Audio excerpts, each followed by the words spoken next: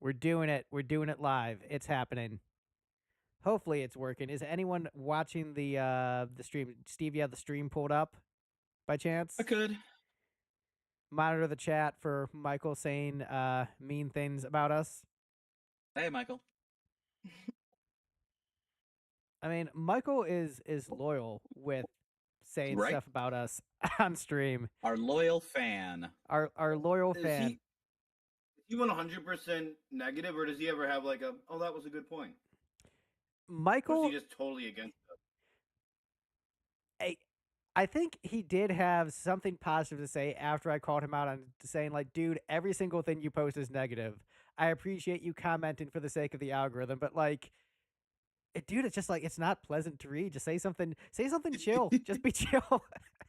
Like, I'm Well, and all also for it's like like criticism and why debate. put you through that much misery if you like hate everything? You know what I mean? Like, Right. I can see if he hated one of us or two of us, or like really hated our opinions on a couple albums or something, but to do something over and over that you You know what? despise, But you know what? I Right. appreciate his commitment to the bit. I'll There's give you no that. good reason to show up to hate anyone here except me and maybe Julia, but she's not here consistently. Right. But like, don't get me wrong, like, hating on Steve, I get it. Justified. Yeah. Like, I accept all allegations. like Steve is the nerdy, goofy bassist who like says, I'm going to disrespect this song by playing it wrong, playing it easier because I'm a lazy bassist.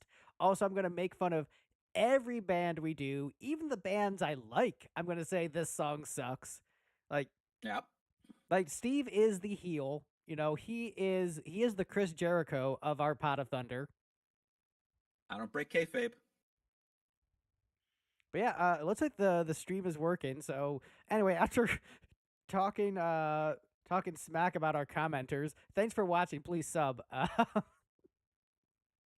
Hello and welcome, Swifties. Welcome to our ranking of the songs on Reputation, which is never getting a Taylor's version. Ha ha, suckers! It's never coming out now. Joke's on her. She owns her own songs. Right. But yeah, we're ranking the songs on Reputation. No vault tracks to rank, just the pure album. And we've got a panel of people with different levels of Taylor Swift appreciation here. We've got myself and Alexis, certified Swifties. And then we've got Mike Walsh and Stephen Smith, certified white guys on the internet who are not as into Taylor Swift. So we've got both sides of the Have debate. you put some respect on my white guy on the internet certificate? I worked very hard to earn that. You're a Had white. to do tests and show up. I've seen so many videos in my feed lately. Like, did you know that Taylor Swift uses tracks live?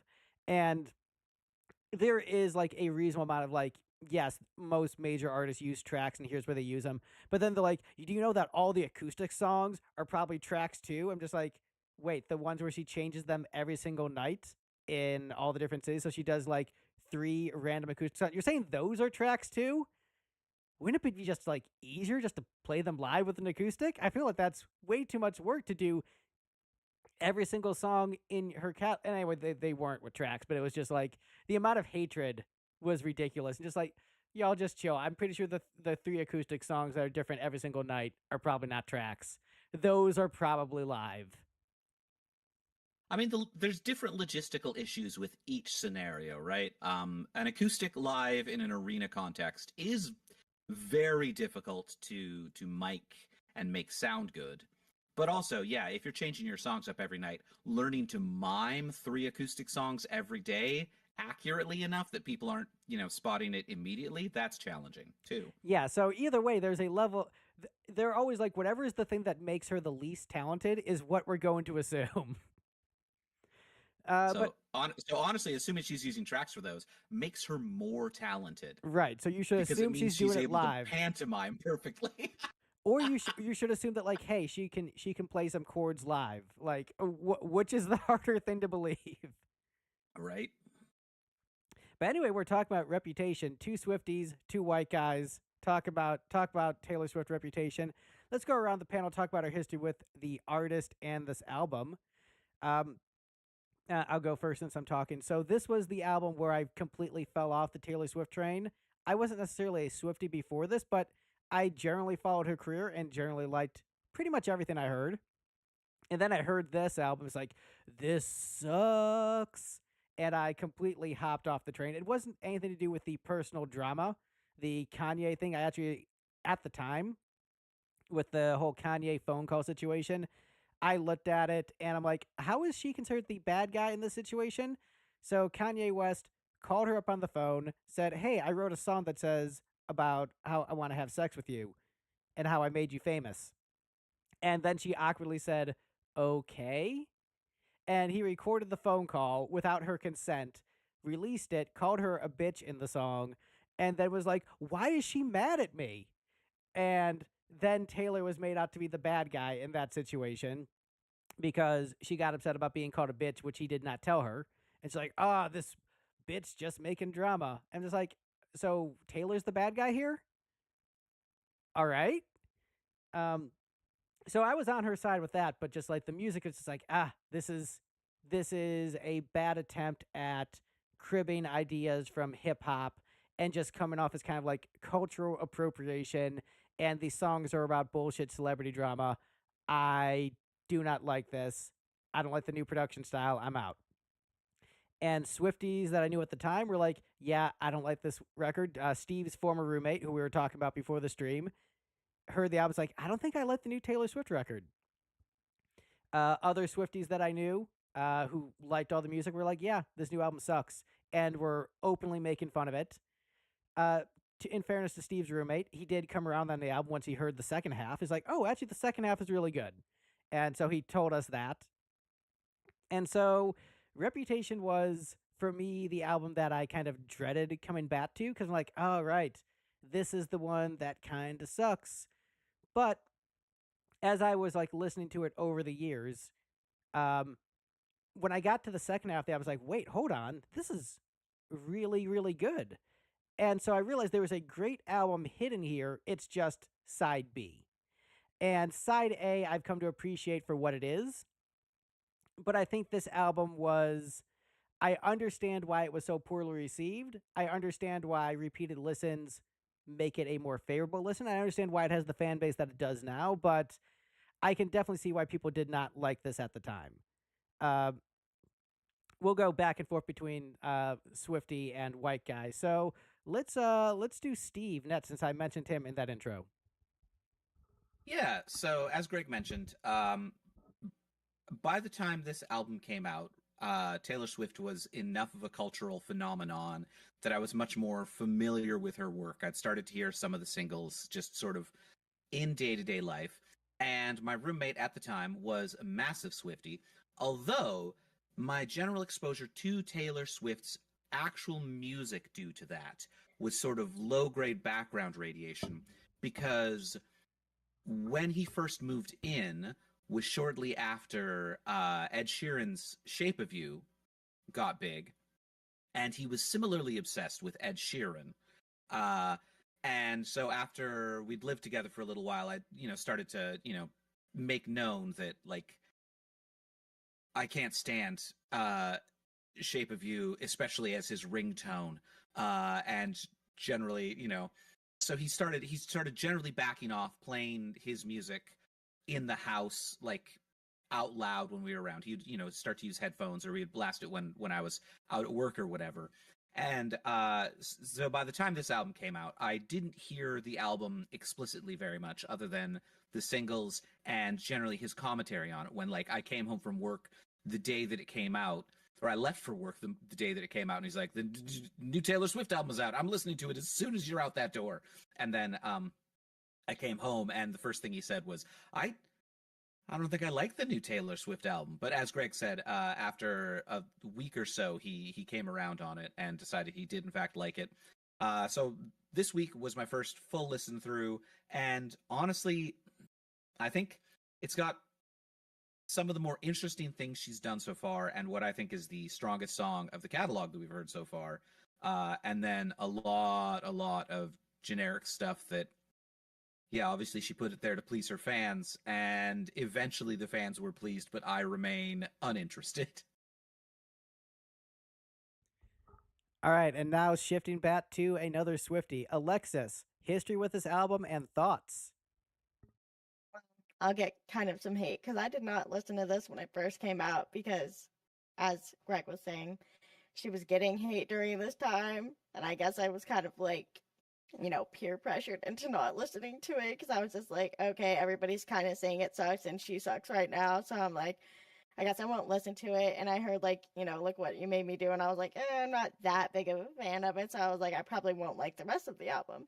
So I didn't actually listen to her music like when it came out for like quite a few albums until like Evermore came out, and I was like, oh yeah, Taylor Swift, like I used to love her. I should listen to this new album that she put out. So I listened to Evermore, and then I went back and listened to like all the way back to Reputation, Lover, Folklore, and Evermore. And so when I listened to this one, I was like, man, I was like really wrong. Like, this is great. Everybody's saying it's great now, so I'm gonna listen to it. And I loved like the whole album basically. So yeah.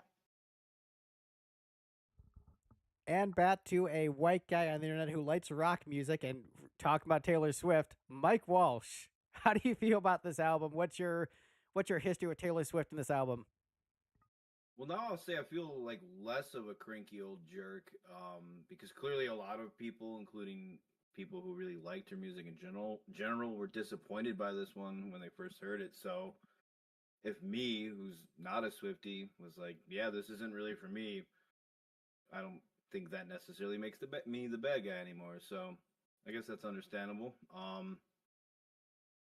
Yeah, I don't really remember a whole lot about the entire album when it came out, but I do remember it being a big deal that like Taylor Swift had gone away and was like making her grand return, which is kind of funny because like now that I look at her overall timeline, like her overall career album trajectory has been every 2 years, and this one was like a shocking 3 year gap, which just I don't know. Overall, it's not. It made it seem like she had been away for 8 years and was finally coming back.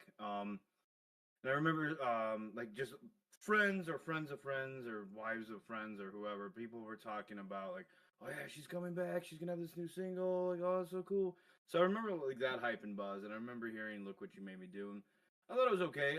Didn't remember being like, oh dang, like she really dropped like the hot new track of the decade. But I didn't think it was garbage either. I'm more favorable to the song than not for a pop hit or whatever you want to call it. But that's pretty much the only song I remember from at the time. And then honestly, I think probably the next most familiar song is "Getaway Car," and that's mostly just from you, Greg, talking about it all the time, or over the course of years here and there. I swear I remember you and Jamie discussing it from time to time, but I don't know. And that's about it for this album until I started listening to it a month or two ago and really kind of struggled through it. What are your overall impressions of this album? I don't really like it overall. I mean, she clearly tried new styles and stuff, which aren't my preferred styles of music in general. So it really is not geared toward me anyway. There's some songs in there, and I think a lot of the stuff I don't like is maybe hindering some of the stuff that I would be a little more open to. Just I don't know. After like 5 songs in a row that I just didn't do it for me, I'm probably coming across one that it's actually a decent track, and then I'm just not zoned in. I'm not paying attention when I'm listening to this album. And I like to be engaged when I listen to music and like feeling it. So when I'm just like dreading, what's coming next, it's kind of that doesn't help the case for any songs on this one that actually might do it for me. So can you see why fans at the time were not as into this one? Well, yeah, definitely. I mean, she had already been having like a career shift, so I get that. But like this one was like this by far the most removed from what I think people liked about Taylor Swift at the time and what they would want from her. And I mean, she's primarily known or was known, as a country artist, country pop, then pop, and this is just I don't know.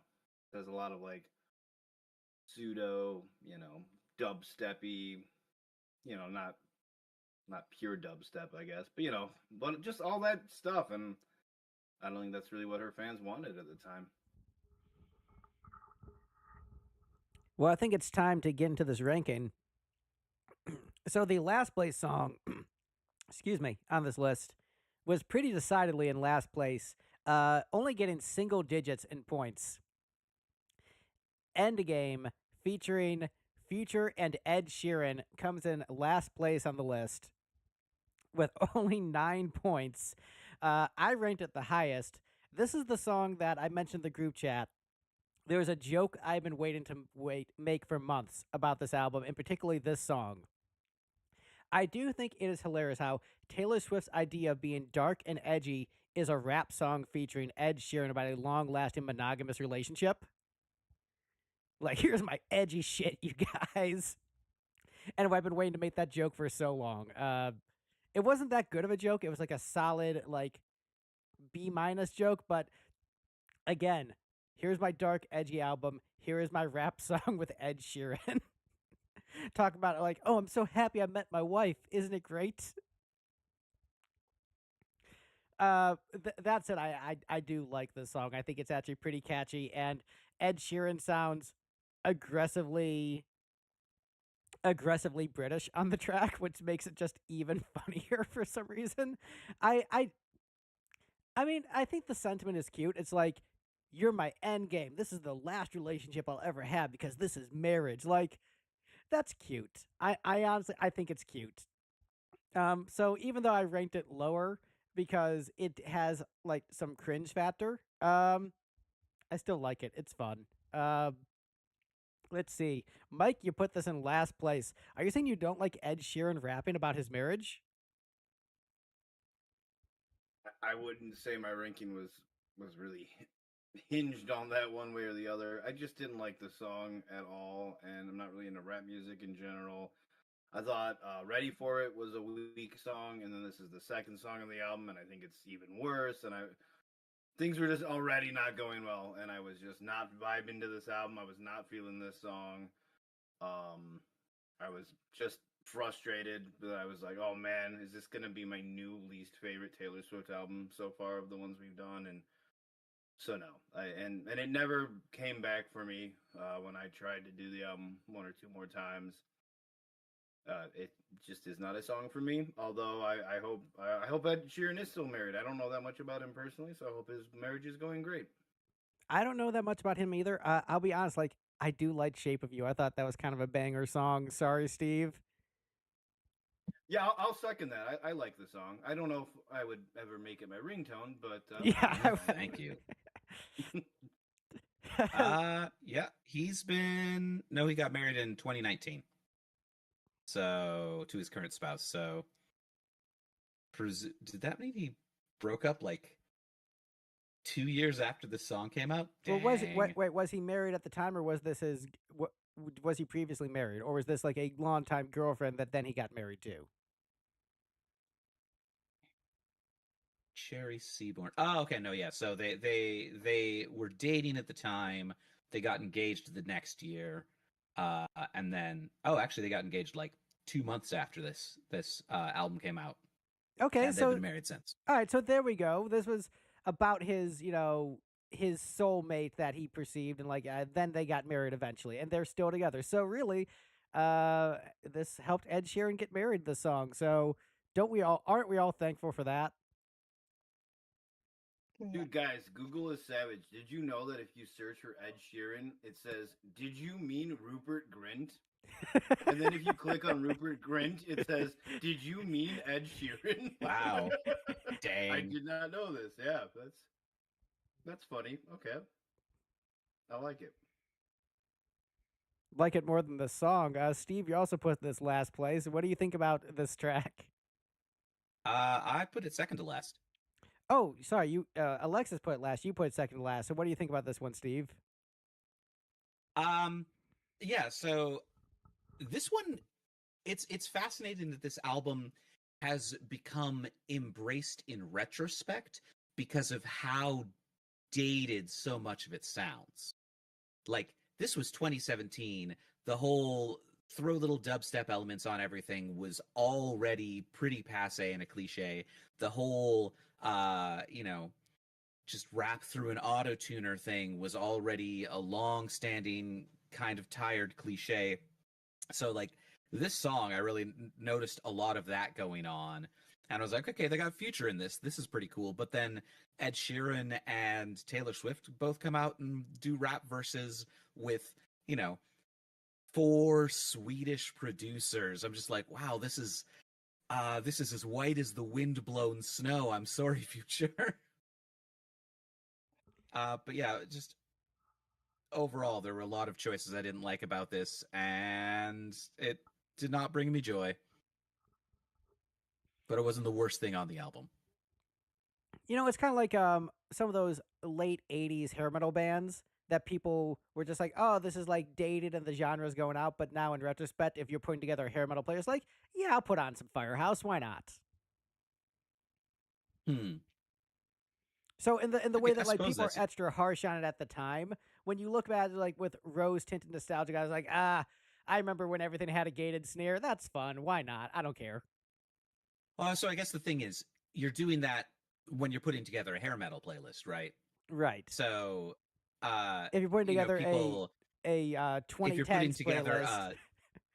2010s pop with like these same bad production choices, you would put this on it. Yeah. If apart from Swift nostalgia and obsession. Right. So Alexis, you ranked this last place. Why do you hate long-lasting monogamous relationships? I don't hate that. I'm happy for Ed Sheeran. I love him. I just don't love this song. And I don't think I've even loved any of their collabs. I'm not gonna lie, but like every time they collab, it just doesn't hit. Like, I get that they're friends, but I just don't think that they should make songs together anymore. It's just not. It's not that good. And I don't really like rap, so yeah, that's just kind of why it's at the bottom. It's just the worst one, in my opinion. It's fun, but it's like cringe fun, kind of. It is cringe fun. I will say basically anything from the first half of the album that I rank high is because it's that cringe fun where I'm just like, this is bad. Yeah. I love it. This one did not rank very high in terms of me and cringe fun because I put this last place, and it is from the second half of the album. So this is why we can't have nice things. What I ranked as the last place song, coming in second from the bottom. And this really felt like a song that should have been on the first half of the album because it's all about like celebrity drama bullshit. And so this album has really 2 things that Taylor's writing about, either Kanye West or about Joe Alwyn. If the song is about Joe, it's generally going to be pretty good. If the song is about Kanye, it's generally going to be pretty cringe, and whether or not it's good is open to how much you're able to stomach the cringe. This was breaking up such a nice string of great songs about Joe, and just like, I already got you complaining about Kanye on the first half of the album. I don't need it here too. And this is where me being a Marxist comes in, where Taylor talked about like we were so Gatsby with all our opulence and our rich parties. I'm just like, eat the rich. So I don't resonate with Taylor doing the I'm a celebrity, look at me songs. I think that's why a lot of fans were probably turned off by the album because they appreciated the singer-songwriter more. And the look at what a cool celebrity I am Taylor songs, I think, are a bit off-putting for a lot of people. I mean, to the general audience, people like that celebrity drama bullshit, but to the Swifties who appreciate the artistry, I feel like they're not as into that kind of stuff. And so I rate this one pretty low because of all those reasons. I mean, music-wise, it's okay. It's one of the weaker songs in the album, and it does feature the most obvious fake studio banter I've ever heard on any song, including the re-records where she was copying herself. Those sounded more authentic than this. It sounded very scripted, very fake. And so, yeah, last place for me. Mike, you gave this 11 points. Why am I wrong? I mean, I think we've established that this album and all of the songs which it contains are not things I'm going to die on any hills for. So I'm not offended by your level of wrongness, which I usually am, but you're wrong so often that I've just gotten immune to it. shitting on you aside, oh sorry, streaming.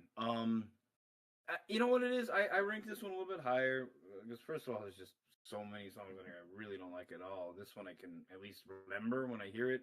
It sounded kind of familiar to me, so I probably did kind of hear it in passing, 8-ish years ago or whatever.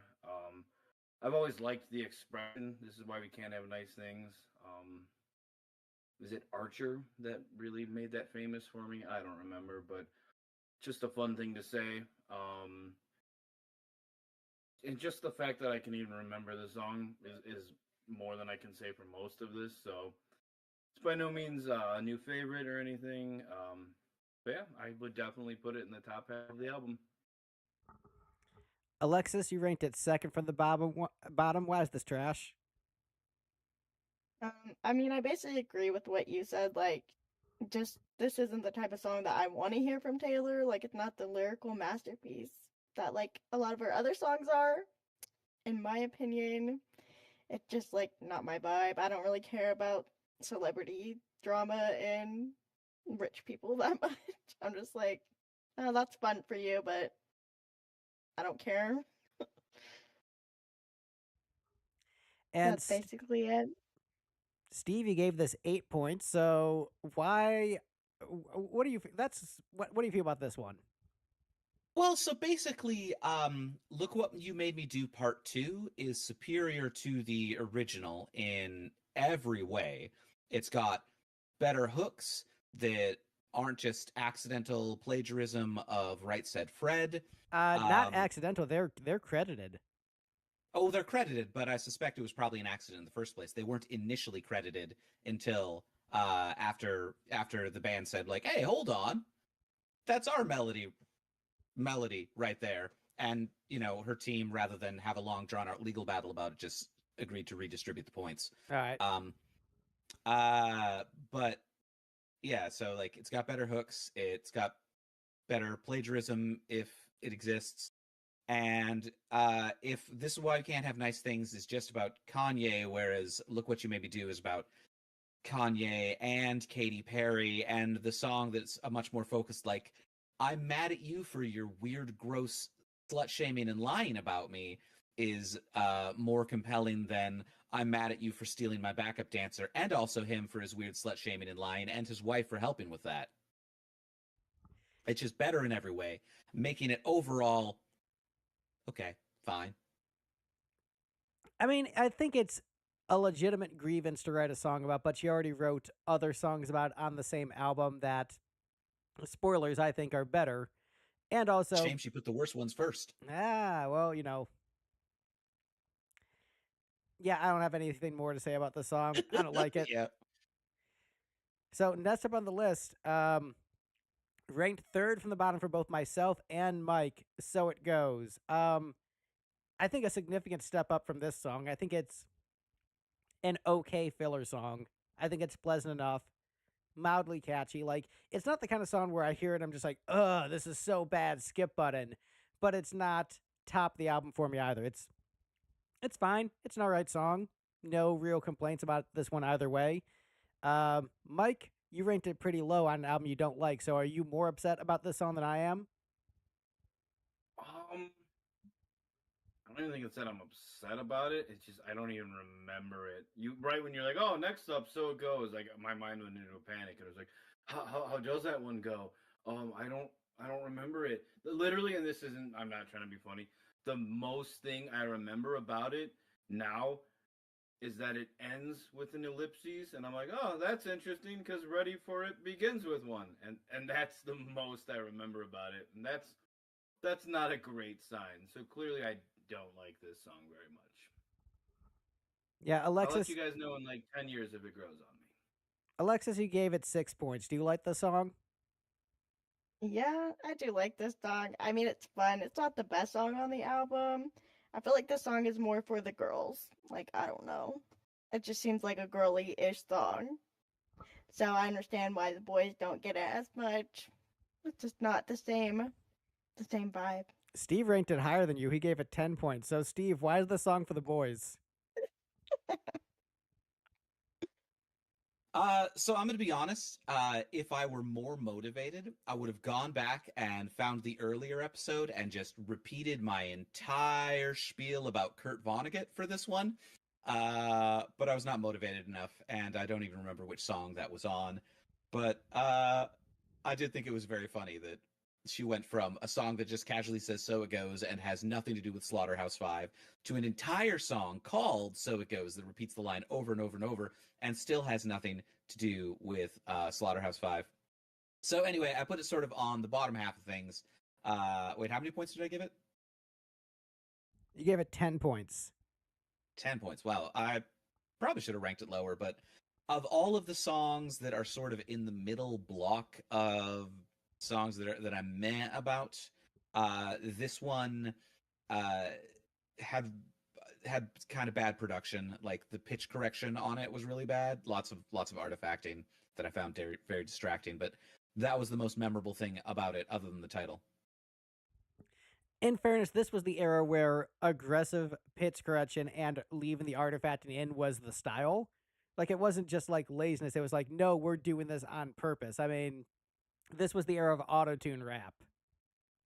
Yeah, as discussed before. But I don't know that it was intentional that artifacts stayed behind so much as they knew they could get away with not removing them. Right, intentional and just like, good enough. Yeah, laziness. Yes.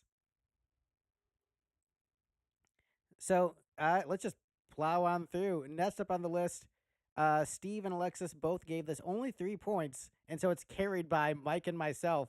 Gorgeous, next on the list. This is, I think, so it's a song about Joe, and so the Joe songs are generally the better songs in the album. I like how petty it is. I think the pettiness of the lyrics and the honesty of just exactly what she was thinking about, just like, oh, this guy is really nice and really hot. I don't like that because here's this really nice hot guy and I'm not with him. I'm gonna write a song about that. It just, I don't know, the level of honesty in the lyrics felt kind of refreshing. Catchiness wise, it's okay. It's more because it's one of the Joe songs. It's one of the more pleasant to listen to songs now. Like, you don't feel like it feels honest. Where the first half of the album feels kind of dishonest and like playing a character, this feels more like who Taylor actually is. And so, yeah, I enjoy the track. I find it pleasant.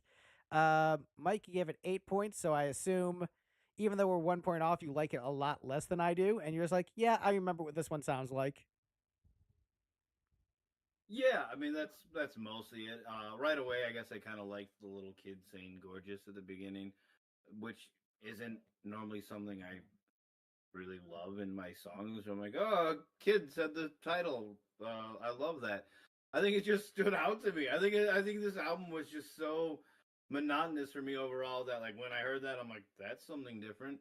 And I guess musically, for me and just my own tastes, it's kind of got that very like light, chill synthwave thing going on without a lot of the more modern-ish or 10 years ago-ish elements that I guess I'm not as big of a fan of. Like, you don't get any like pseudo dubstep moments in this one or whatever. So, I guess that just also helps me be a little more favorable toward it. So yeah, it's not a bad song. I wouldn't call it a gorgeous song, but it's an attractive song. And let's see. Steve and Alexis, yeah, both only gave it 3 points. Alexis, why is this trash? Okay, so I don't think this is trash. Like, I love all the songs. Like, after my bottom two are the ones I don't like that much. Everything else, I actually like the song. So it's not trash. I think it's just my least favorite of like all the love songs about Joe on this album. It's just like at the bottom for me. I guess it's like it kind of annoys me sometimes. So that's why it's just ranked at the bottom. But the kid voice is Blake Lively and Ryan Reynolds' kid, if that's interesting at all. Little Deadpool. One I of their would not say kids. that makes it any better or worse for me, but it is just an interesting thing that I'm glad you shared. So thanks. Say, and Ryan Reynolds' kid? Yeah. Okay. Like Blake Lively and Ryan Reynolds. I can't remember which kid it was, but it was one of them. I don't think I knew anything about Blake Lively. Well, And that was thought you were just so talking they about could have Blake. their CanCon content increase. I, in fact, that gets them 0 CanCon points out of 4. So failure there. Oh, the baby doesn't have dual citizenship? Well, the trick is it's majority artists performing on the album is 1 point. Or, sorry, majority artists performing on the work is one of the 4 points. So having a single brief cameo by a Canadian artist doesn't get you majority. So I don't think you would get the point for it. Gorgeous, And, featuring Drake. Not produced in Canada, not written by Canadians. What is it? Music by Canadians? Yeah, and not written by music or lyrics by Canadians.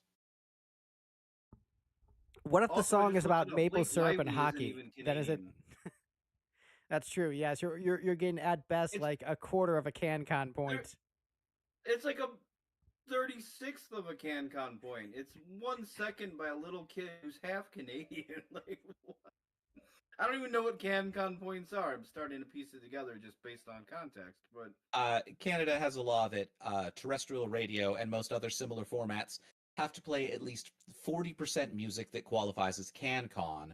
okay, And I've heard CanCon, that. I didn't know the term yeah. CanCon. And yeah, Canadian content. And CanCon uses the 4-point MAPLE acronym: music by Canadians, artist performance primarily by Canadians, produced in Canada, and lyrics primarily by Canadians. So if you get 2 of those 4, it's CanCon for purposes of radio. Okay. That's Yeah, I why knew Regdar is so about big that. in I didn't Canada. know all of the Right. requirements.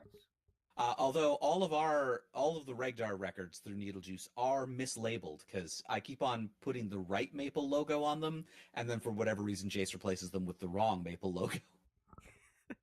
That sounds like Needle Juice. Right? Blake Shelton, that's who I confuse Blake Lively with. So you thought Blake Shelton and Ryan Reynolds adopted a kid, and he Yeah, was so I was a little Canadian confused for a and- second there. I was like, I'm Gotcha. pretty sure they're both married to women. Yes, yes, they are. I've never heard anyone confuse Blake Lively and Blake Shelton. I get it. Same for his name. Like, Well, that's because But I Steve couldn't doesn't see remember- gender; he only sees Americans. I mean, to be fair, I don't see whether people are real or not, too, because I was thinking Blake Stone, who is a character from a video game in the 90s. So, Steve, do you have Anyway, any so my thoughts on the thoughts on song? this song. Yeah. It's bad. I think if I didn't speak English, this would have been bottom 2 definitely. But I speak enough English to have recognized how Endgame was worse. But just she's a really big fan of melodies that are just one note over and over and over again on this album, and it doesn't sound good. Of all of the Joe songs on this album, of which I paid 0 attention to any lyrics, this is the one that is the blandest melody.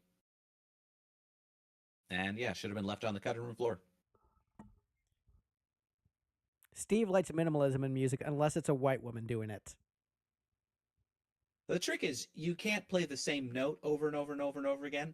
You play a single note and you hold it forever. It's called doom metal, and it's great. Yeah, I went to that show and it was man. The funniest part is that they had to leave because they had another gig they had to go to. So next up on the list, the track 5 from the album, which usually fans consider to be a highlight, one of the best songs, and I ranked it second from the bottom. "Delicate" is next on the list. So this is the Joe song nestled in the first half of the album. It is, according to Victor and Julia, who are not here, the only good song that Taylor Swift has done since Red, which I don't understand. I kind of wish they were here so I could ask them why this song in particular they think is good, because it's not doing anything all that different from a bunch of the stuff that they say they hate and is trash. So I don't get. Yeah, I was gonna say Julia and Victor work at a liquor store, right? Yes. They are getting high on their own supply, quite Yeah. literally. 'Cause Like, that is a very strange take based on what they like and dislike. That is very strange. Yeah. yeah, like don't get me wrong. Like, I can understand if you like this song and like other Taylor Swift music. Like, okay, yeah, that makes sense. That sounds like things that she does. But to be like, this is the one good song post Red. I I don't see it. I'm confused. I think, and I don't think it's necessarily a bad song. I just think there's better songs on the album. This one is just kind of, the hooks aren't super strong. The melody isn't as great. I mean, like, it's still good. I'm not gonna say this is a bad song, but there's just other stuff on the same album that covers similar territory in more interesting and appealing ways. Still pleasant. Still enjoy it, but second from the bottom for me. Let's see. Alexis, you gave this 11 points. Why am I wrong about this one?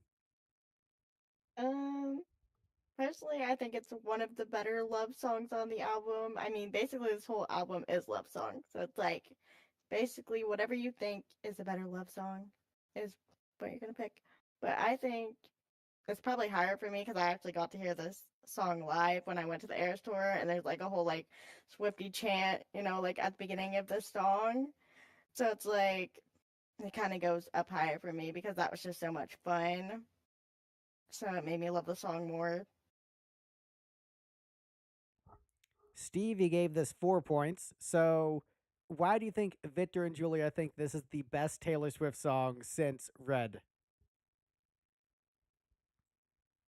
Well, I guess probably the same reasons that I said I don't particularly want to listen to it, and that like she's just singing through a vocoder in a way that makes me say, man, I would rather be listening to Hide and Seek or even the Imogen Heap co-write from the last album, or was it 2 albums ago? But either way, just, it's one of those songs that evokes songs that I would rather listen to in a way that doesn't make me love it. I think Julia did say this was Taylor's best lyrical piece since Red, also, which maybe they like how conversational it is. Like, is it chill that you're in my head? Maybe they're like, that's a really cool line. Uh, Mike, what do you think about this one? And once again, Victor and Julia, high on their own supply? Yeah, I mean, it's okay. I'm not against them liking the song, but to say it's the only good one she's done since Red, just based on what they like and dislike, and based on the songs they have to choose from, that's very strange. It's another one that I guess is just kind of that very like chill, slow pace, kind of synth wavy. Could have been background music on Stranger Things or something. Um, it's okay. But yeah, I mean, to Steve's point about Gorgeous, it's just like just so many of the same very like one note melodies over and over. Like I just I was just listening to this one again right now just to kind of like refresh my head on it, and at first I was like, did I just replay Gorgeous? Like it's just all like I just feel like that's so much of this album. But it's chill for what it is. So I guess I like ish in the scheme of this album. Well, next up, right above it, is Mike's number one song, Steve's last place song, and I ranked it basically right in the middle. We've got Look What You Made Me Do next on the list. So Steve, I assume your assessment is, man, the mashup of this song with Tool is much better than this song, and the Right Said Fred song is much better than this song, and that is sort of the end of your analysis. But feel Wait, free. there's a mashup of this. There's a mashup of this with Tool. Yes, That sounds great. No, I'm actually pretty sure you this showed song's me that years ago, and you just forgot about it. I probably did. I honestly don't listen to that much Tool either. But no, this is just it's a bad song. You can hear the love and the craft that went into producing this recording of the song, but like the song itself, just as written, sucks. It's melodically boring. It's it's all that celebrity drama that everybody hated, and in a lot of cases rightfully so. Especially when it's just generally like, I'm mad at all the celebrities. Look what you made me do. And the press. And like, and the press. Okay.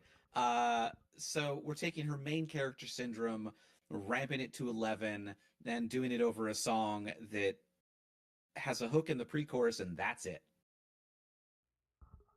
In So, fairness, yeah, it's a bad song. that pre-chorus hook is really good. Like that's a really good Decent. pre-chorus hook. No, that's really good. It's pretty good, but I like, so I've often said, the band Outfield with the song Your Love, Josie's vacation far away. That hook is so good that it ruined their careers. The rest of that song is catchy as hell. Every other hook in that song is great, and probably much of the rest of their music, but everything else they ever did is overshadowed by that one hook being so amazing that I think it just hobbled their ability to ever get any more momentum. This is kind of like a reverse of that, where she's been spending her entire career writing catchy hooks that resonate with people. And so she wrote this one song with a really good hook in it, surrounded by a bunch of dross, surrounded by better hooks on the rest of this album. What a terrible way to build your song. So I'll defend this song by saying, first off, this was a horrible lead single, and Yeah. Such a bad choice. I hated it when I first heard it and thought, this is bad, this is cringe, this is awful. And I don't necessarily disagree with that now, but I love it now. This is celebrity cringe. This is over the top, feels inauthentic, feels fake, feels like the kid pretending really hard to be tough and really hoping that them acting tough and the bully won't actually get in a fight with him. Like, yeah, I'm just gonna act tough. Like, please don't punch me, please don't punch me, please don't punch me, please don't punch me. Like, it has given off that energy of like, I bought a leather jacket and so now I look tough and cool, when like you are definitely afraid to even go into the dive bar and like order some fries and then no one will bother you. But you think like, will they beat me up just by going in there? Like, that is the vibe I get from this song. Like, trying to act cool, not tool, to act cool and tough. But that said, I do like the different musical movements that the song goes through. I find them to be kind of catchy, and I do like each section. I do think the chorus, which is just Right Said Fred, is just an awful decision because it just makes it come off as even more comical when it's the I'm too sexy hook. Like, unintentionally, there's no way somebody in that process didn't hear that was the hook. And I am shocked that no one said, hey, isn't this just Right Said Fred? Like, nobody along the chain of Right. command saw that. And to have your big, giant new single to have a chorus hook that's just talking and not actual singing, when you just had the most melodic part of the song, like, this is an insane single. Doing this as a single was an absolutely insane thing to do. And I get why they do it. They want, like, this is like Taylor being dark and edgy. But I don't think it lands at all. I think it comes off as inauthentic and trying too hard. But for all those reasons, and going the cringe factor and like used to hating and me like hating the song in the past, like, yeah, I kind of like it now. Like, would I say it's good?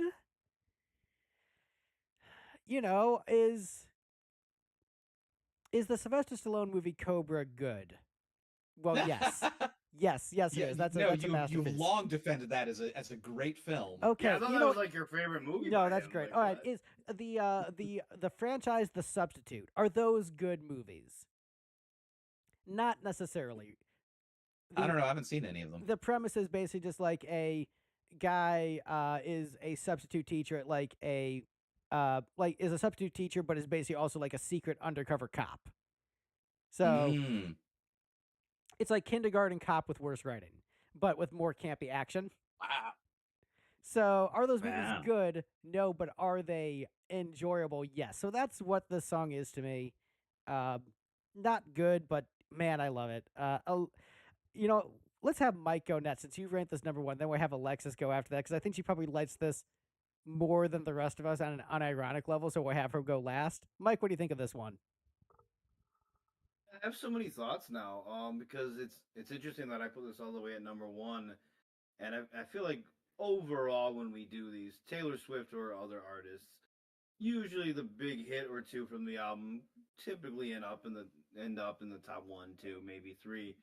And sometimes I feel like in the past I've been the guy who's like, yeah, but actually this deep cut from the album is the best song, and am I right? So I'm feeling very basic right now. I will admit some bias with the song just because it's the one I know the best and have known by far the longest and everything. So it's just been in my head all these years. I don't mean nonstop, but you know what I mean? I've had much more knowledge of it. So it's just familiar. And I'm like, all right, it is what it is. I'm a little surprised that you guys are saying it was a bad choice for a lead single. I guess it depends on what we're talking about. Like in terms of like a choice for a single that represents this overall album, then yeah, I would agree. But in terms of a lead single, I feel like it was the best or one of the best choices. Like I feel like it's one of the most catchy, one of the most memorable. Greg, I think you said like it has like just a few different interesting musical parts and everything. And so yeah, I mean, not to just keep ragging on this whole album, but when you listen to all 15 songs, like what was gonna be a single, and I know there were numerous singles from it, and I'm sure they all went number one somehow just because Taylor is huge. But I think it makes perfect sense as a single. And yeah, and then just like the whole drama thing, like whether the four of us like drama or not, like yeah, I think that sells in the public in general. It's like drama and stuff going on. Um, I don't really have feelings one way or the other about the whole Right Said Fred thing. Although I will say, I don't know if any of you guys are old enough to remember like how big that song, like when it was happening. You might be aware of the song. Oh no, But, like, I remember it was everyone taking off their that being a shirts cultural and not phenomenon. working for most people taking off their shirts.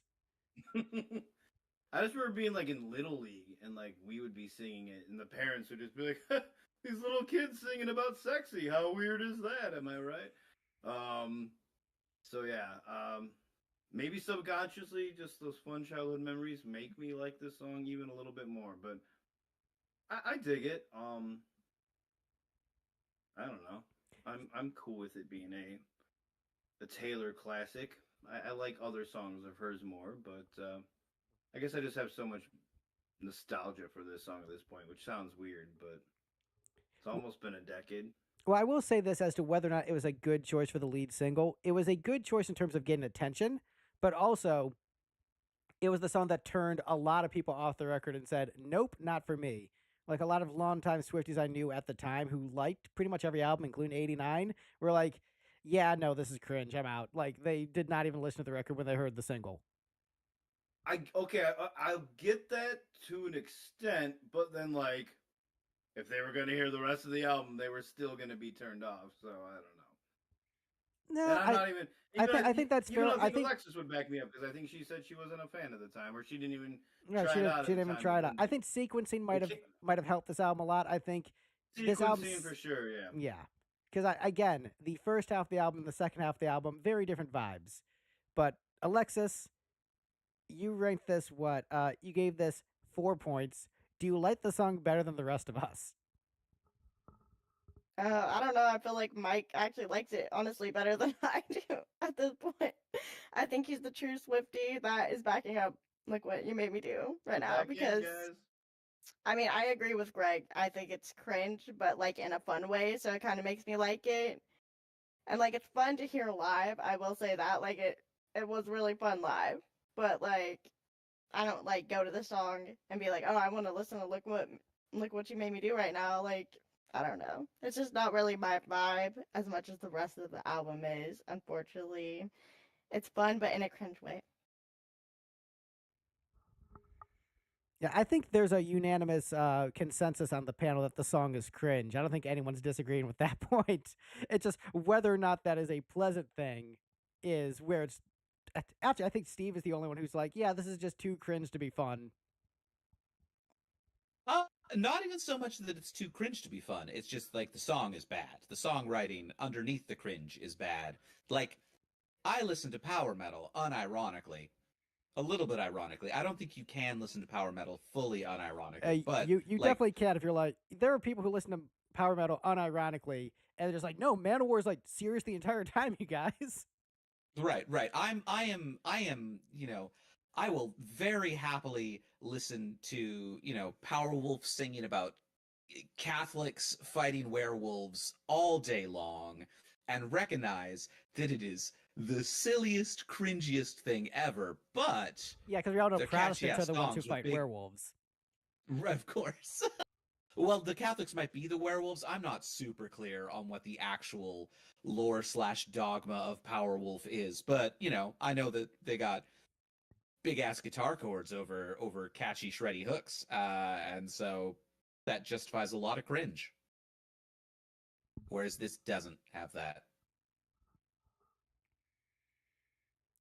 So moving on to I don't even have a good transition. Just next up is New Year's Day. I ranked this second from the top. Everyone else gave it 5 points. I understand why this group didn't realize the brilliance of this song because Steve, cold hearted, no emotions. It's about at the end of the album. He's like, whatever, I don't care. I'm bored with this album. It ends with a ballad. I'll stick a number on it. Mike, exhausted from the album. It's just like, my heart has turned off at this point. I don't care. And Alexis just doesn't appreciate the best stuff of Taylor Swift. I understand that. Look, she she might enjoy the finer things in life, but not the finest things in life. This song is a masterpiece. This is so great. The the sparse production really gives you the atmosphere of that intimate like morning after New Year's, cleaning up the peaceful quiet after the storm, and the sincere like joy in those little quiet moments of life with your significant other. And the song has this great layer of bittersweetness because it is about her hope of going into the future with this new relationship, which ended up being the longest relationship of her entire life. And then ultimately the two of them breaking up, but in the song talking about please don't ever become a stranger whose laugh I could recognize anywhere. And that ended up happening. And so the song just has this like a beautiful bittersweet sadness because of what ends up happening in the future.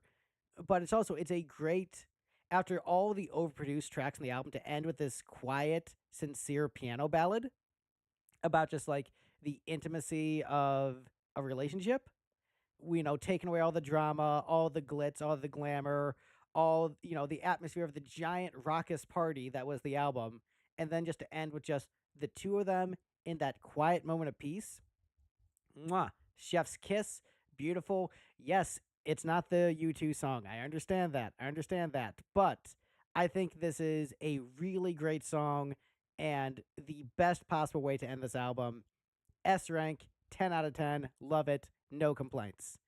Um, Greg, Steve, you're never able to predict accurately which jokes I just include in my write up because they're funny, and which jokes I actually intend on saying on mic. that's true. I don't. I was not gonna say that one. Shoot. Oh, I really figured you would. I figured that was like that's like the obvious one. Because It is such an obvious joke. comparing and say, "Oh, this song isn't as good as the other song with the same title." Like you do that every time, so I'm do shocked. that. That is a I do that. Steveism. Yeah. I do that quite often, but no, I wasn't actually going to do that on this song. I was mostly just going to talk about like. So the main thing I noticed with this sounds like a bad simulacrum of a Ben Folds production from, honestly, even Rocking the Suburbs onward. And I think she should have hired him to do this song. If she'd had Ben Folds come in and do more or less the same sort of thing, but more in his style, I would have found it to be a much more engaging song that I think would have worked better. Like having the Swedish power pop, big pop producers do it doesn't get the same. They didn't produce outcome. it. This was an Antonov joint. Oh. So this album What was was I largely misreading split then? between Antonov and the Swedes. Oh, I see. Yeah. And Oh, so that Antonov did the second half, and the Swedes did the first half. yes, which is again, it really is like two separate albums. There's the Antonoff half, which is mostly the songs about Joe and relationships and are more singer songwritery, and the first half is like, we are the Swedes, we are here for hooks, like we're here for the celebrity drama bullshit. Right? But yeah, I think, a different producer would have made this a much more distinct and interesting song than it was. I do like your explanation of the rest of the album is the big party, and then this is the quiet cleanup afterwards, which is, I think, an interesting artistic choice. She should have had more party leading up into this instead of having party, party, party, love ballads, song about quietly cleaning up together. You really got to emphasize the party into the cleanup. You can't have that like quiet space in the middle where the party is winding down as part of the presentation. It just sort of ruins the vibe, Well, I think that's why they stuck. This is why we can't have nice things towards the end of the album. Mm-hmm. Because okay, we need a party back here. The party needs to catch a second wind. Right. Mike, why don't you go next? Because you and I talked about the song. You're like, oh, I maybe ranked it a little bit low. So I want to hear your thoughts on this, and then we'll close out with Alexis. Yeah, so this is a nice song. I remember the first time it came on, it was the end of the album. I'm not crazy about this album. I was very fatigued. I think at first, second or two, I'm just like, oh, it's going to be a slow, boring song. Then I'm just a little bit more into it. I'm like, no, this is actually a nice song. So I moved it up a couple spots. It's still pretty low. I'm just worn out at this point. And then I guess on my second listen, it must have been when I'm doing the whole album, I get to this song again. I'm like, this is, I like this. I mean, in the scope of this album, I like this one. So I moved it up a couple more spots. But I couldn't do this one a whole lot of times, the whole album, that is. And then when I sent you the ranking, and you're like, yeah, I think maybe you had that one low. I was like, maybe I do, because I do remember already moving it up a couple spots and thinking it was a nice song. And then I was listening again. I was just like, you know what? It's fine. Everything is where it is. And now if you say that, like, Steve, Alexis, and I all ranked it exactly, I must not be that much of a monster. And also, if you think it's the second best song on the album, I was never going to get it that high anyway. So you maybe go too far with it. But it's a nice song, and I agree with you. I mean, it's a good way to end the album. Nice message behind it. I'm all for it. It's a good song. Definitely one that could keep growing on me. Yeah, New Year's Day. Better than the U2 song. Whoa! Oh yeah. Too bad Victor and Julie aren't here because they would definitely be on the U2 side of things. Alexis, how do you? I honestly don't. I mean, I never loved U2 in general. I guess that's an okay song. I don't really. I honestly don't know which song I would take. I would have to really listen to them and really feel what I felt in my heart at the time. So it could go either way for me at this point. Honestly, I would take the Taylor song, and I like the U2 song, which is shocking to me because I have way more nostalgia for the U2 song. But like, I'm just comparing them side by side in my head. Like, yeah, I like this one better. Alexis, where do you rank with the U2 song versus the Taylor song in this battle? Honestly, I don't know if I even know that song. Yeah, kids these days, am I don't right? mean this disrespectfully, but Greg, Alexis didn't know I Don't Want to Miss a Thing the last time we did this, so like. That's true. Yeah. Alexis doesn't really know what music. Alexis knows who Taylor Swift is. She's never heard any other popular music. She's never heard any popular music before she was born. Girl. She knows what's popular now. She doesn't know anything before she existed. No, it just doesn't matter because I wasn't there, so it's like. But no, I love this song. Like, I agree with Greg that it's a beautiful song. But the point that he made about it being so depressing that she didn't end up with, like, the person she wrote this song about, when that's kind of what the song is about, that's kind of why it is at the bottom, because I was like, this is just too depressing to listen to. So I'm like, so I honestly just, like, skip it sometimes, because it's not like a skip. Like, I don't want to skip it, I just don't want to listen to it because I don't want to be sad. But also, there's an Olivia Rodrigo song that has, like, the same beginning to, like, this song. And every time I hear it, I think it's the Olivia Rodrigo song. And I can't lie, I'm kind of disappointed when it's actually the Taylor Swift song, because I'd rather listen to Olivia Rodrigo. Savage. It's not that the song's bad. I just prefer the Olivia Rodrigo song that sounds kind of the same as this song. So I'm like, oh, okay. Well, fair enough. So next up on the list, you ranked this the highest of the entire panel. You gave it 13 points. Dress is next up. Alexis, why is this great? I mean, it's like kind of cringe like the rest of them. A lot of this album is cringe, but this is good cringe for me. Like, okay, the chorus isn't probably like what people like, because like the chorus is just kind of like, I guess, just really cringe. But I love everything before and like in between the chorus and like the end. It's just great. Lyrically, in my opinion, this is one of her like best love songs ever. Like this is the blueprint for love songs, in my opinion. Steve, you are a cold, emotionless robot. Is this the blueprint for love songs? Uh, no. The big thing with this song that stuck out to me is there's always some part of my mind which is going to register Taylor Swift as being 17 years old. Um, and so when she writes songs wherein she is specifically horny, it's weird and I don't like it.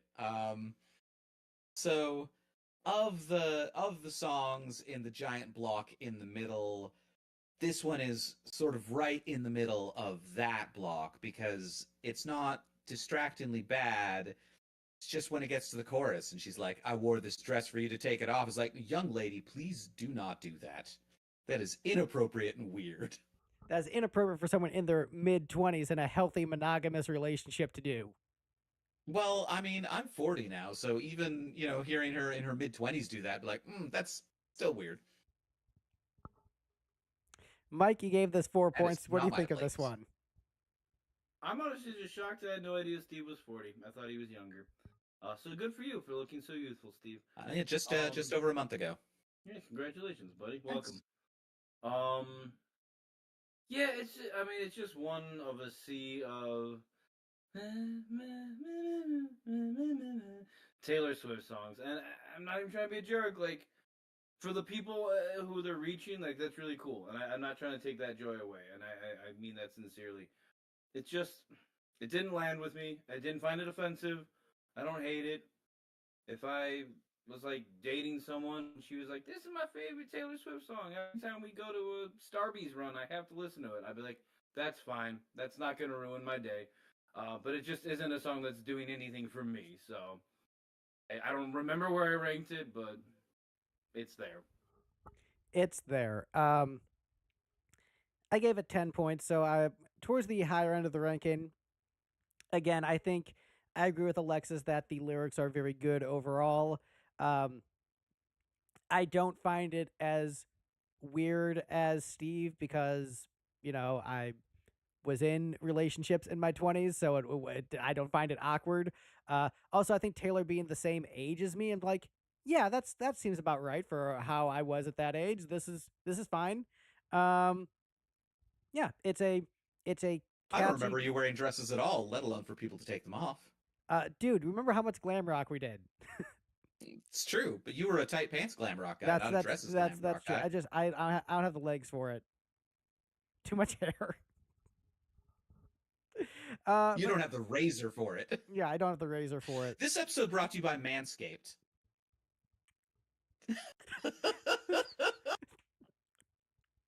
But yeah, Dress, good song. Okay, moving on. Next up on the list, speaking of Taylor Swift being full of lust, next up is King of My Heart, which I ranked the highest of the panel. I gave this 13 points, lucky number 13. Um, I think this is one of the catcher songs on the album. I do think it is funny because I think an album or two before this, I remember Miley Cyrus was criticizing Taylor for being like, I think she said like a sexless ghoul or something. Just like about like how unimaginably chaste Taylor Swift was, and so then to hear like Taylor do like moaning on albums and talking about how like other guys, could take me on their Range Rovers and Jaguars, but they don't take me as far as you do. Just like, oh, so like Joe is really good in bed, is what the song is about. Like Joe is a freaking champ, apparently. Good on you, Joe, that Taylor wanted to write a song to let the world know, like, this guy freaking killing it. So, like, yeah, if I was Joe, I'd be This guy freaking killing it. It is my vagina, Miley. Just in case you didn't catch that. Anyway, if I was Miley, I would not give a shit about this. If I was Joe, I'd be super flattered. Hopefully Travis gets as good of a song written about him. Otherwise, and Travis, he's a really nice guy. But yeah, I like it a lot. I think it's both romantic and sensual, very catchy. It has good energy, good vibes. I like it a lot. Everyone else gave it 7 points, so the exact same point value. We'll go with Alexis Nets, since she probably a 7 point from her is more like a 13 from the rest of you. So we'll have Alexis go next, and then we'll do Mike, then Steve. Yeah, I mean, like everything in my middle section is like totally interchangeable. Like I just love all of these songs. But this is like one of my least favorite of the love songs, I guess. Mainly because like I mean, Greg, you were saying that she's like complimenting Joe during the song, but she's low key like kind of calling him poor. Cause like all these other guys have really expensive cars, but like Joe, you don't. But you got something better, which is like still nice, but it's also like she is calling him poor, so I kind of feel a little bad for him. I mean, but it doesn't matter when you're dating Taylor Swift. Like, she's going to be the breadwinner.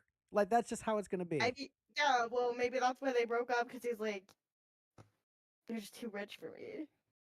I just can't compete I think they anymore. broke up because he was like an awkward. Not to talk about someone I don't know, but He he just seemed like social. he seemed like he was like a nerdy introvert. He's like, can I just stay home and read books? And she was like, but we need to party. It's like, but I want to read this book. We can't do this anymore. Well, it's okay. We still love Joe. He's great. But yeah, she was kind of calling him poor in this one, so it kind of like lost its like love factor for me a little bit, because I was like, she's kind of like not that nice to him. You've heard of slut shaming, but have you heard of buck shaming? Not under that name, but I mean, yeah, it's pretty common, Greg. Yes, this is the United States. USA. USA. USA. So, Mike, you gave this 7 points. How do you feel about this one? Well, to rip Steve off, but very genuinely, when I got to this song or saw the title on Spotify, it made me think of King of Hearts, which is one of my favorite Kiss songs and a song I like a lot more. So with that alone, it was already a disappointment. Also for a song that's like supposed to be about like how amazing Joe is in bed and like how excited she gets by him or whatever, I don't feel that from the music. Like I know it's just another boring melody to me and just very basic cliche little drum loops or whatever. I don't know. There's no like oomph or pizzazz in the song with a big melodic energy or tension or whatever. I don't know. It's just another kind of Big another M bland energy. song to me. Big M energy, exactly. So, again, not an offensive song, but I don't know. Steve, how about you? Well, to rip Mike off in turn, this is sort of in the middle of a sea of Taylor Swift songs. Yeah, exactly. I just didn't want to repeat myself, so thank you. Yeah, and as Alexa said, there's sort of like a block of songs in the middle of my ranking that are almost interchangeable. I didn't roll dice for it because people got really, really mad when I did that last time, but you could probably swap a lot of these around and it wouldn't have fundamentally changed my opinions of things. I mean, the most meaningful thing I have to say specifically about this song is I too dream of driving a Jaguar through a vocoder. That's one of the jokes that made it from the email. It's literally the only thing I wrote. I had to read that joke from the email. Well, hey, next up on the list is Steve's number one. Ready for it? Next on the list, Steve. Why is this the best song on the album? Yeah, I'm honestly, I legitimately liked this one. If I encountered this one being played in public, I wouldn't be mad. Uh, I thought it was kind of funny that a 2017 album would be just starting off immediately with a farty dubsteppy bass. I thought that was kind of cool. The alternating gritty sort of amelodic verses and catchy pop choruses is it's super cliched, but it's also a cliche that I kind of love. I listen to a ton of Enter Shikari post their first two albums, and that is like one of the huge things that they're into. The only real strike against this one was how much she kept on talking about islands and like island vibes and things like that, which is just sort of a weird reminder that, you know, dubstep is derived from reggae, and this is a white woman from Pennsylvania being backed up by a bunch of white dudes from Sweden to make this happen. Oh, I thought you were just I going to don't say that you thought she was on the Epstein list. know. It could be that island too. Who knows? Release the list. I mean, we'll guillotine Taylor with the rest of them if we have to. No exceptions. But yeah, it's a good song. Yeah, I do like how the interview with Ghislaine Maxwell was like, nope, Trump definitely did nothing wrong. It's a total coincidence that he was like totally not involved. Like I saw him, but like he was telling us to stop. He was like, hey, don't do that. So yeah, please pardon me. Nothing sus going on here. But yeah, ready for it. I do really like the softer melodic parts, and I think it is sort of it's a great album opener where it has high energy.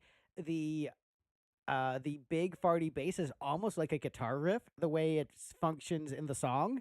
So it is almost like here's this sick riff to start the song. It's just done with the style of the day because no one cares about guitars anymore. Womp womp.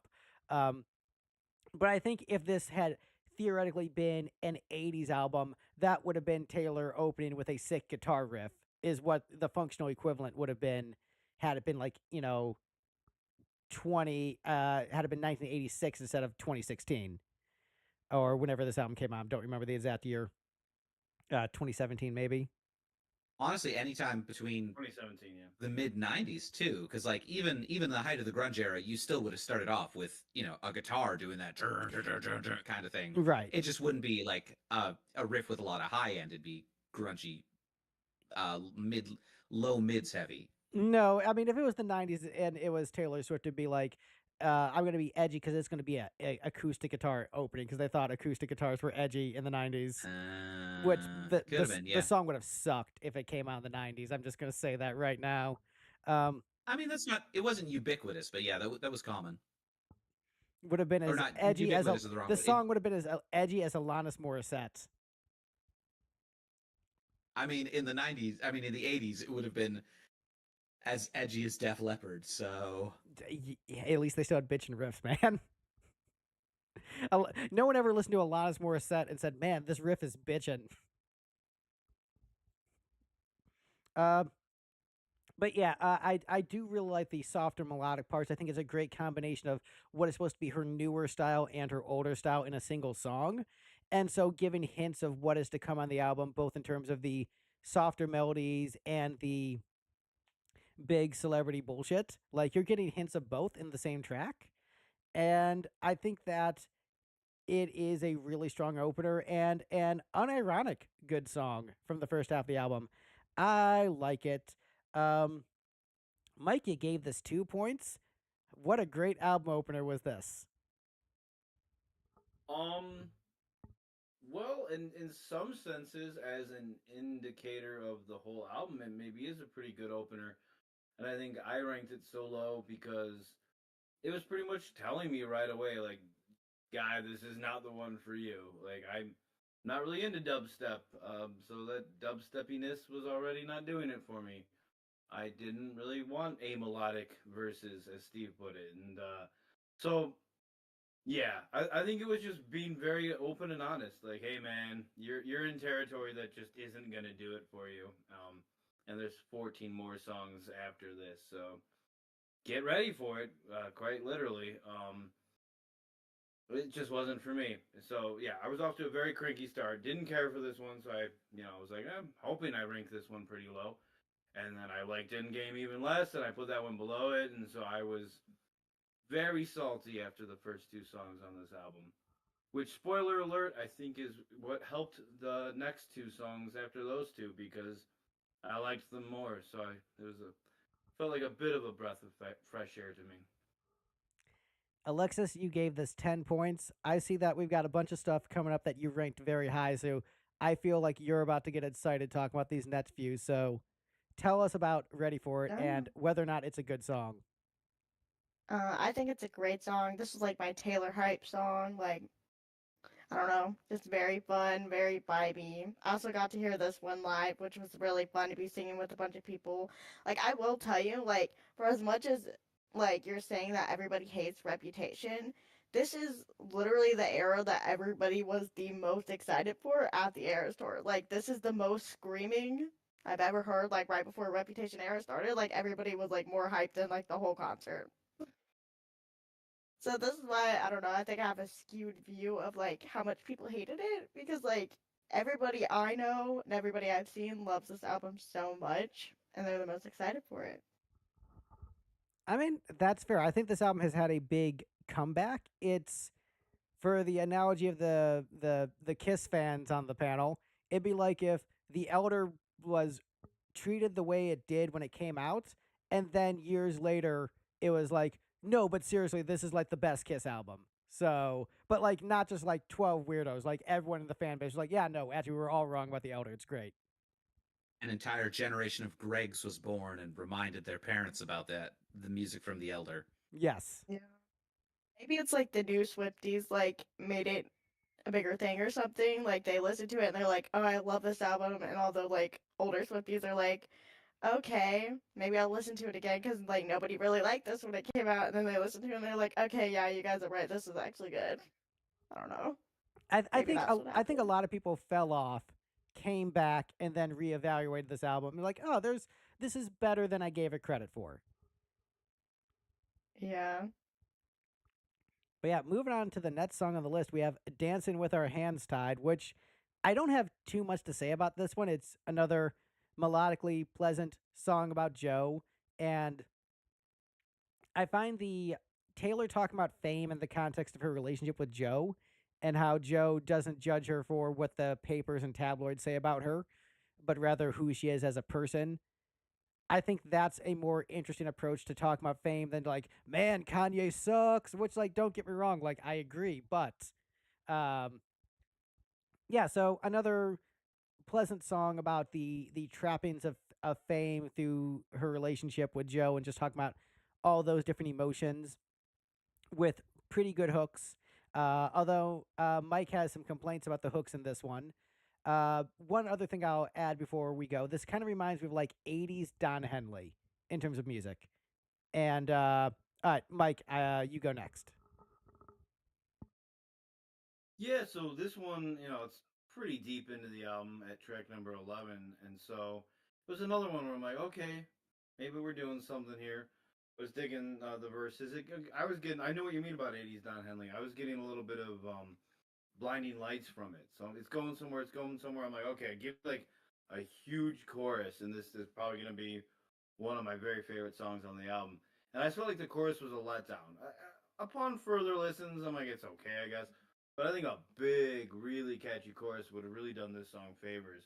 And so, lacking that at the time, I was like, another disappointment, and I was salty. But even with that disappointment, I still ended up ranking the song pretty high. I still think it's one of the best songs on the album. Um, I feel like Walsh should be in the songwriting credits, and I would have suggested a bigger chorus. Yeah, have you guys just tried writing better?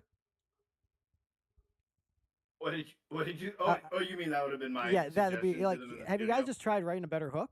Yeah, that would have been me. It would have been like, okay, so did you write words and a melody? I'd be like, no, I'm just telling you to do that, but I want a songwriting credit for it anyway. Isn't that like what Rick Rubin does?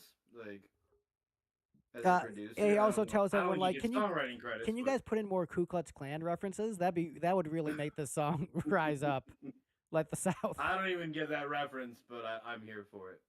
I think there's a lot of people whose job is to sort of like be near the room and maybe make a suggestion or two, which may just be as much as like, that part sucks, fix it, and get some points. It's how you make the money. There's something to be said for that. I could be that guy for Taylor Swift. She could become the world's first trillionaire if she only employed me. Yeah, she'll make that faster than Elon. Steve, you gave this, looks like 9 points. How do you feel about this one? Yeah, so I sort of put this one at the top of the interchangeable section. This probably, if I were to pitch the songs on this album, this would probably be the most interesting pitch, in that it's essentially, it's a pausey dubstep song where it takes, honestly, bro step, the dark, gritty subgenre that Skrillex popularized and that English dubstep dudes hate. She basically took that genre and filed all of the burrs off of it to make it just a pop song, which is kind of an interesting idea that I'm intrigued by it, but not so much that I ultimately love the song. It's just okay. And that whole paragraph I wrote about comparing it to a different song, I'm just going to say, Fight Like Apes are back together, and we should all be listening to them. I don't know the band, so I can't make any commentary. I'm sorry. They're a Scottish synth rock band. They're very good. Could 100 guys take them out? Well, they are 3 guys and 1 girl, so probably yes. Alexis, you gave this 8 points. How do you feel about this one? I mean, I guess I kind of agree with Mike slightly with the chorus could have been better. That's why it's like lower for me, I guess. But I still think it's a great song, and I like the part where it's like, I mean, it's never like really fast paced, but the part where it like slows down even more is like really just like, I think, beautiful, and it makes me like the song even more. That's why it's ranked higher than some of the other ones. Yeah, I do think they maybe sacrificed a more melodic chorus for just like a really good beat drop. And so like the beat during the chorus is like really good. But I do think a stronger melody might have appealed more to the Mikes and the Alexises of the world. I think the plural of Alexis is Alexi. Oh yes, of the Alexi of the world. Well, hey, we're in the top 4.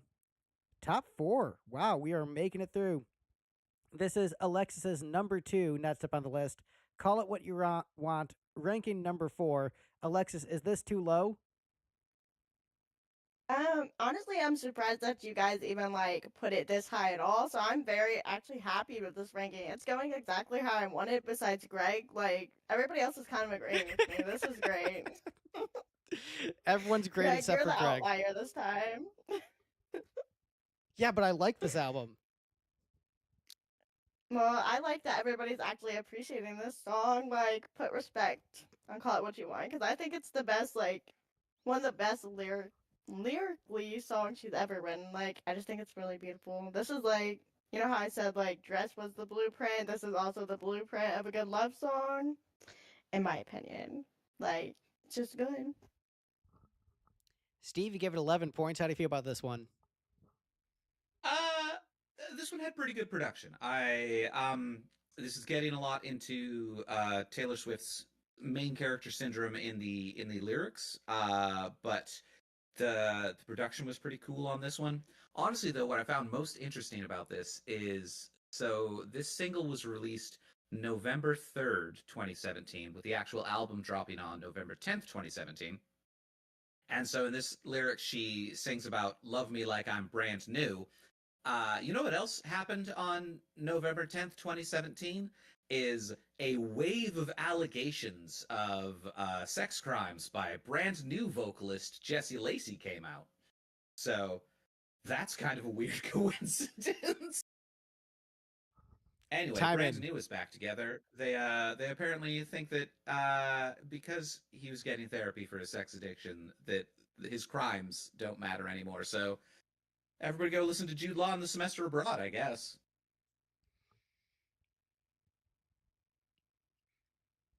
I was trying to think of transition. Do I talk about like the purpose of a criminal justice system and whether or not we are here to punish or to reform? And then about the limitations of the human lifespan and how long must one pay penance for things that you can say are, you know, when you debate about how much control they have in that situation, how much does any human have control? Free will versus determinism. And anyway, this is a catchy pop song. I like it. Good lyrics. I agree with Alexis. Mike, you gave the 6 points. How do you feel about this one? So my first thought during this discussion when Alexis spoke is I'm happy for her that she likes it a lot and it ended up pretty high. And then I kind of felt like a bad guy a little bit because I know I ranked it a lot lower. In my defense, I didn't love this album. It's second from the bottom. I'm tired at this point.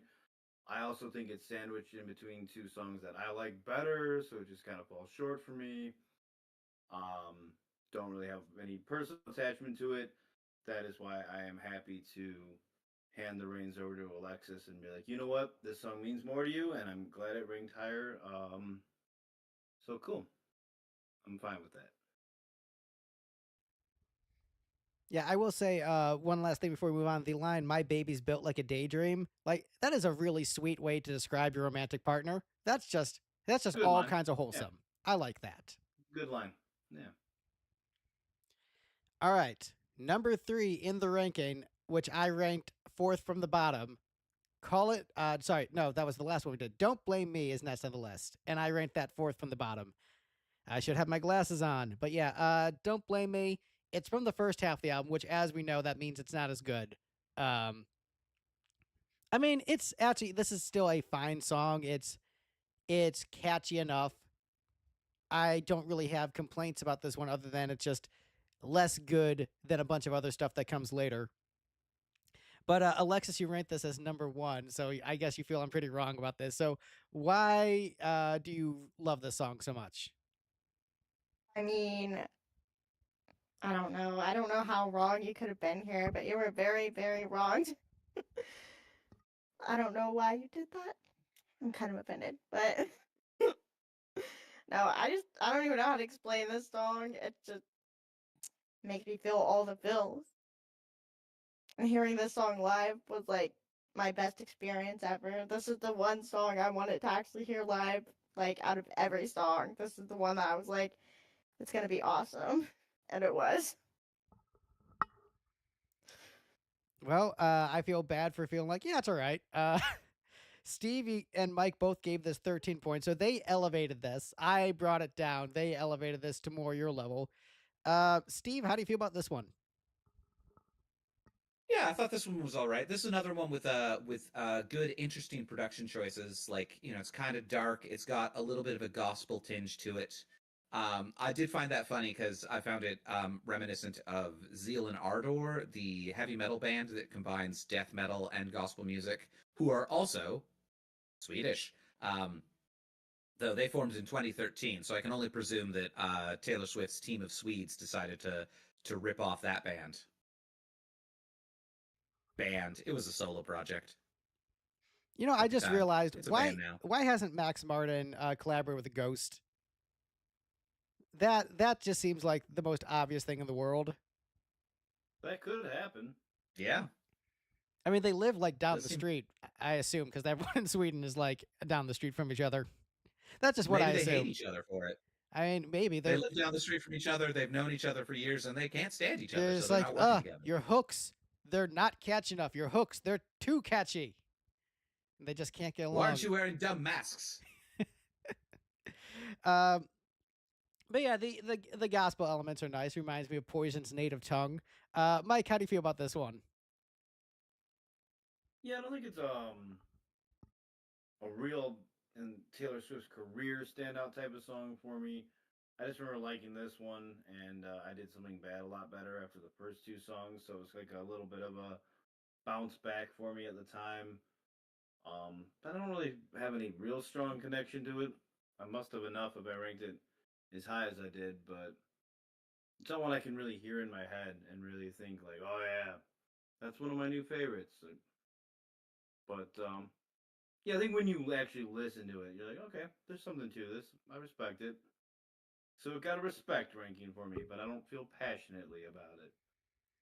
Well, speaking of I did something bad, that actually is number 2 on our list. So the second place song is I did something bad. I will. The thing that I will give this song credit for, and is going to be interesting, is that I'm going to give it credit for the production. I'm going to pull a Steve on this one. I think the song itself is like it's good. It's not one of the more interesting songs now, but what's really interesting about it is the production choices, specifically Taylor using her voice as an instrument on this track, using it as a percussive instrument and pitch shifting it. I think is a really interesting production choice. And I forgot to mention this earlier um, when talking about Ready for It, but I think this is the first album where Taylor started to get really interesting rhythmically. And I think that's going to really showcase on Folklore and Evermore, where she starts experimenting with really weird time signatures or weird for pop music. Like, not that weird, like, ooh, 5/4, how crazy. But, but for like a normal pop musician, wilder than most of her contemporaries. uh, but I think that it was really interesting to have her go like Billy Corgan use the voice as an instrument on this track. And I think that's what elevated it higher for me. I think song wise, it's still fine, but again, from the first half of the album, not as good. But the rest of you, 14 points, and 12 points. So I'm the one who brought this down. Um, Alexis, what do you think about this one? Honestly, I'm kind of surprised that everybody else actually liked this one too, because I feel like this is one of like, I guess, a cringe song maybe, but I think it's a great song. I mean, she's kind of trashing men like most of the time, so like that's why I like it. It's a man hater song. Steve, you gave this 14 points, so I assume just like production good, vocals as instrument good. Well, okay, so no, so this is like a weird conflicted 14 that I had to give this one. Um, excuse me, because I'm pretty sure that this song launched the entirety of Skinned, SKYND, the Industrial Group's band. And that basically their whole shtick is they do heavily processed industrial songs about horrific murders. And that kind of thing that she does is exactly the same sort of vibe that they do in half of their songs. Um, and that band formed about the same time this album came out, so, and didn't perform live until 2019. So there's just always going to be the nagging thought in my head of like, dang, is Skinned a Taylor Swift cover band of just this one song? In which case, good for her for getting them out there. I don't necessarily endorse listening to them because they sing about actual real life gruesome murders in a kind of like creepy celebratory way that can be very uncomfortable to listen to. But I like it sometimes if I'm in the right mood. As opposed to Raptor Vomit, who will sing about grisly murders in a very sad way. Oh, I hate that album. No, that's the one bad Raptor Vomit album. Mike, how do you feel about this song? I like it, and as I was just now trying to gather my thoughts, like how do I describe my thoughts on the song? It's gonna sound like I'm trashing Taylor. I'm not trying to. So let me get there. But this song is, especially if we're talking her post country era, this song I think is a very good example. If like I had to describe to someone who had been in a coma, like who Taylor Swift was, I'll be like, well, she was like a teenage girl and she made country music, but then she got like really rich and but she was just like, oh, to be a Greg, she was a white chick from Pennsylvania, but she wanted to be like edgy, even though she was rich. And she was like, I'm cool, and she made songs like this. But and so like I said, it's gonna sound like I'm trashing her, but like I think this is a very good example of like the charm in that and like her doing it well and like what people like about her and like a bunch of young women and young girls or whatever at her show being like, oh yeah, we're so cool and bad and edgy too. And like I say that as a guy who enjoys a lot of cheesy music and stuff in general, so I'm not knocking a little bit of cheese. I'm not Yeah, it's a knocking little great bit dress of up that. and pretend we're edgy song, but we're definitely not. Yeah, and I've been that. There's hundreds or thousands of rock songs that I've sung to. We're not gonna take it on my way to a boring, stupid 9 to 5 job. You know what I mean? Like, so I'm all about it. So I mean that very sincerely. This is a good example of suburban tough girl billionaire Taylor Swift.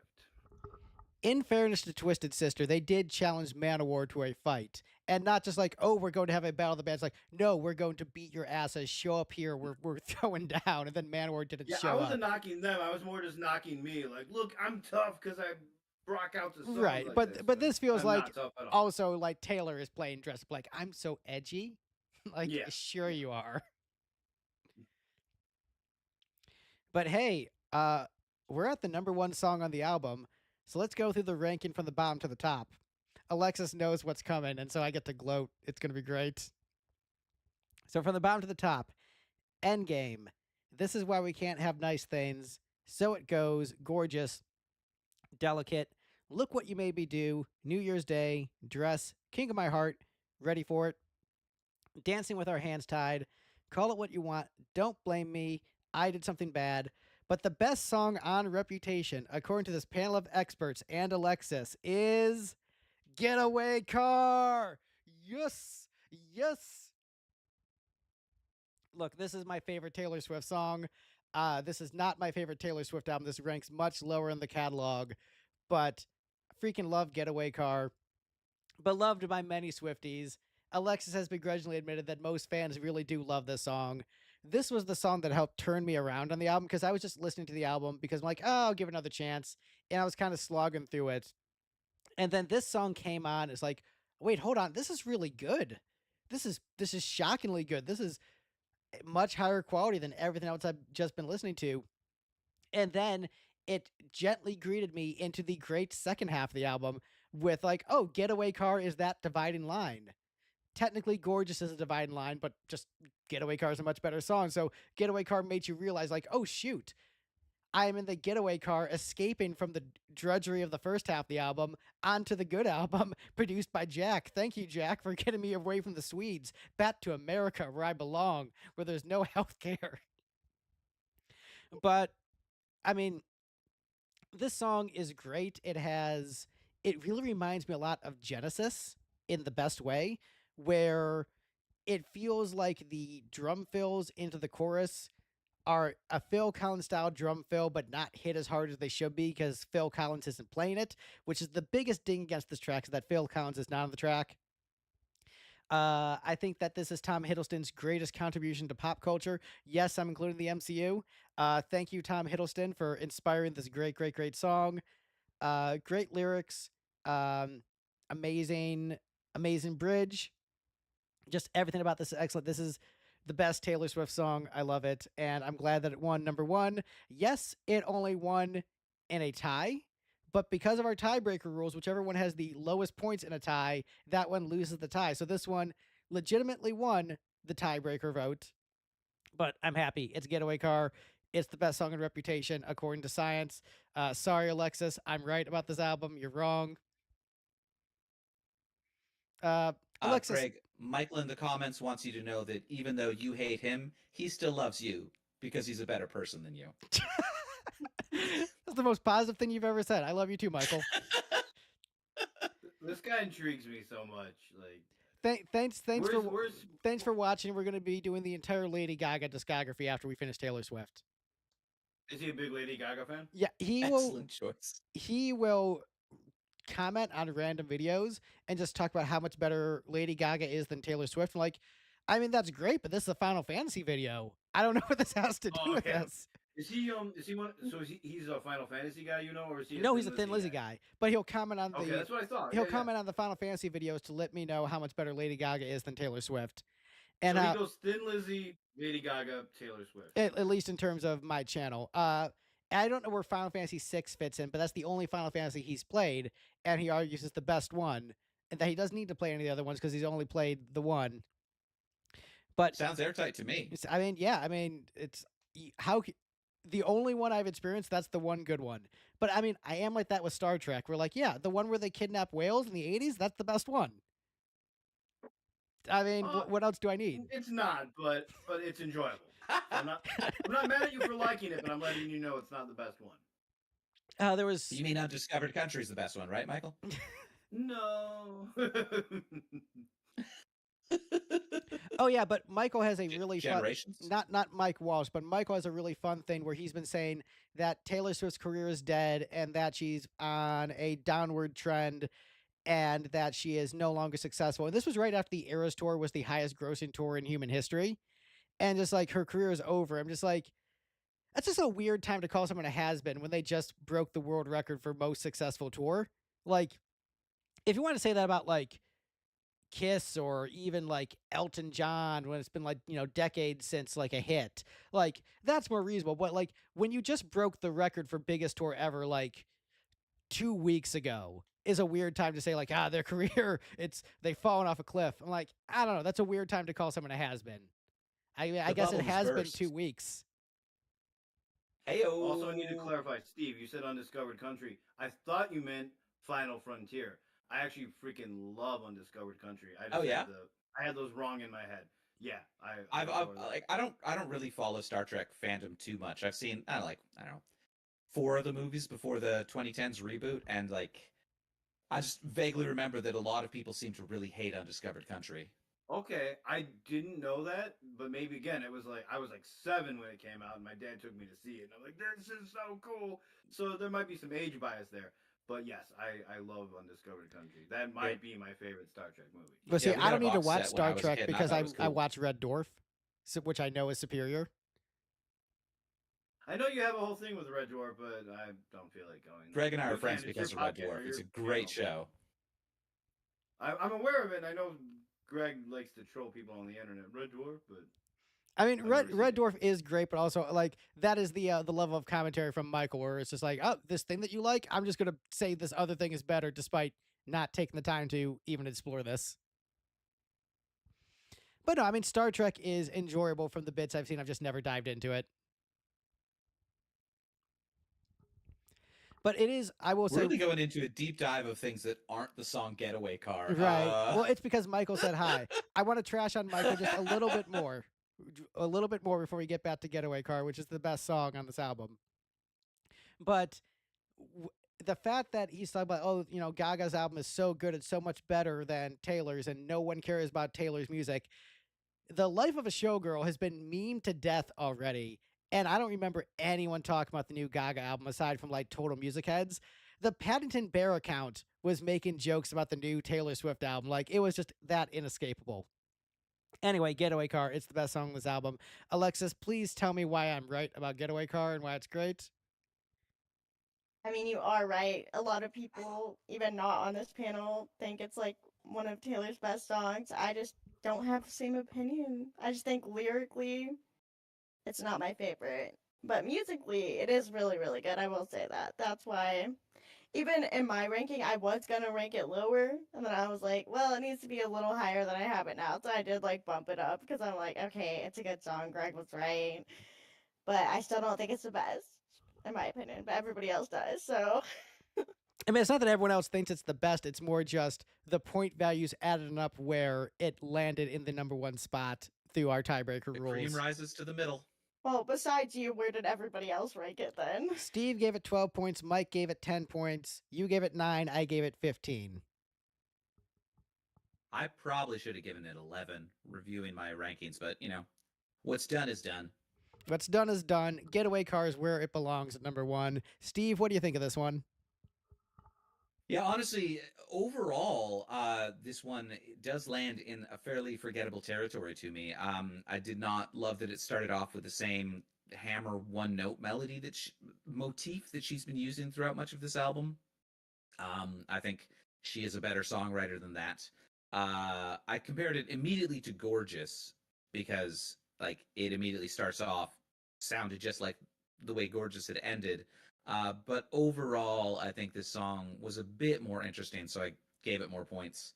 I mean, I rank things on a 10-point scale and then sort them based on those rankings. And so this was 5 points compared to the huge block of songs that got 4. And probably should have just been lower in that block of 5s.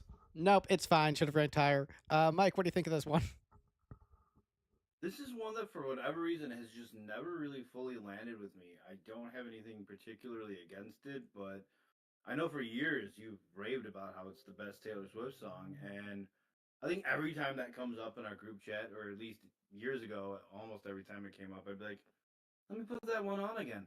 And it would just never really click with me. So I think eventually I was just like, I'm not feeling this whole Getaway Car thing.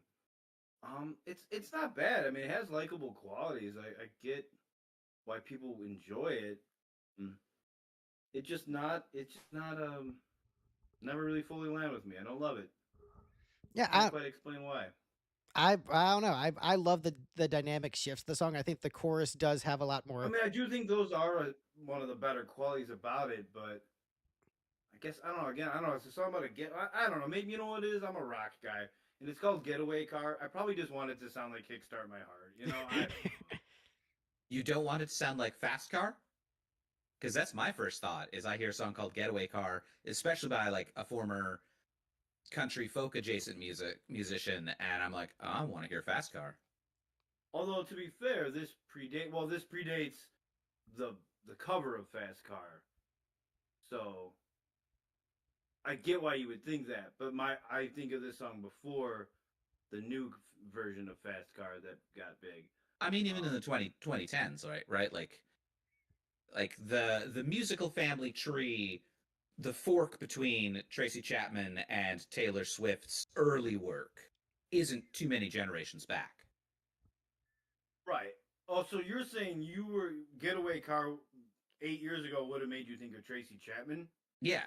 Oh, okay. I thought you were only saying that.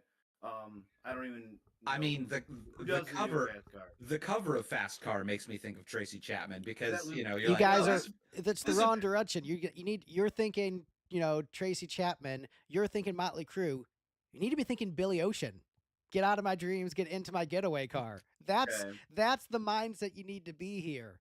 And then all of a sudden you're like, oh shit. This you know what it is? I think you unintentionally stumbled across a decent point. I think that song's okay, but out of like all the 80s pop hit bangers, I don't love that one either. I mean, it's good. I mean, if it comes on, I'll groove to it. But if you were like, dude, make me a list of like 20 80s pop jams, that song does not make it for me. So, but a lot of people love it. 8 songs about cars. I mean, that's fair. There are a lot of maintenance. Car by Queen is one of their better songs. I hate car songs apparently. Wow, but I like the cars. I got a lot to think about now. A lot to think about. I'm just happy this won. I would have been upset if it didn't win.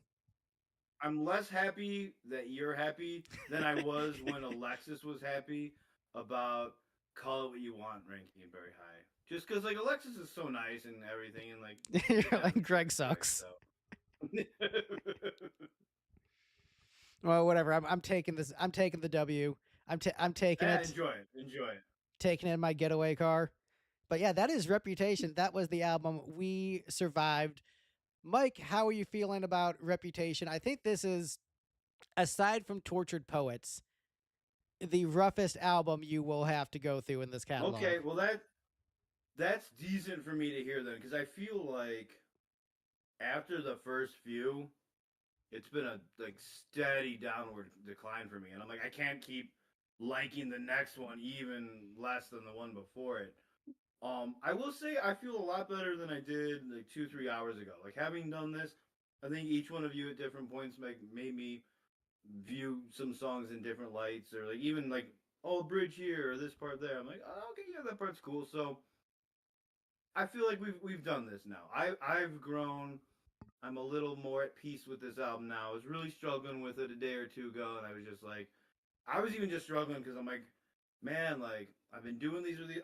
Once I start something, I have to finish it. So I'm like, I don't know if I can keep doing these live streams. Like these albums are killing me. Like, and the Tortured Poets department is like 58 songs or so. I'm gonna die. So like, so I'm okay. Like I can breathe again. We made it through. I actually feel like this one, out of all the albums we've done, even though this was my least favorite Taylor Swift one, this stream was the most like interesting to me, like personally, like made me think about the songs more, and maybe want to give them another shot more. So And I do think the next growth. one is going to vibe with you more. The next one gets criticized for being like too light and poppy, but it has, I think that'll be a good thing for you. And also it has more organic instruments and more upbeat, up tempo songs. So I don't think you're going to Sounds love good it so as far. much as Okay. the early stuff, but I think you're going to be like, okay, there's some life rafts for me here. I've got a couple things I can cling to and hold them, and these are mine. So it's how I think the next one will go Okay. for you. Nice. Steve, how did you feel about Reputation? Did you think the fan fall off of this album was reasonable? And how are you ranking in terms of the catalog? Um, I guess that's hard to say. I think for fair weather fans, I can definitely see the fall off just because Look What You Made Me Do was such a bad foot forward for this album. I can see why a lot of people would have immediately just decided to pass on it. And um I think it's got quite possibly her strongest song yet, with the one that I ranked number one, with the name of which I don't recall. Uh It's really Ready for good. it. Right, ready. Right. Probably her strongest song so far. Other than, I don't know, maybe that 10-minute long one whose name I also forget. Was also good. I don't know. I'm not a Swiftie. I'm not going to be converted to become a Swiftie just because this is not my general jam, but I think it's, valuable to listen to these sorts of things. Uh it's more interesting overall than her early stuff, I think. I don't know. The fans can enjoy it if they want, just so long as I don't have to hear it in a ringtone 6 times a day across my house. Alexis, what are your thoughts on Reputation, and where does it rank for you in the catalog? Well, I love the album, as we know, and I'm actually kind of happy with this ranking. I feel like it mostly went my way. Like, everybody kind of agreed with me, which is weird because that never happened. And for me, it's like higher up. It's not like number one because I think that would have to go to the Tortured Poets department because it's great. But I mean, it's still higher up there. It's probably in the top five for me. I mean, Alexis, you say we disagree, but we agree on what Taylor's best album is. Like that is we are in sync on Yeah, we that. agree on the best album, but I bet you on that album we'll also disagree on like all the songs I mean, that are like better. there's so many that unless you're like I Can Do It With a Broken Heart is number 1, I won't be too upset with a variance in the ranking. Now I know what to rank. That's probably not. That's not number one for me.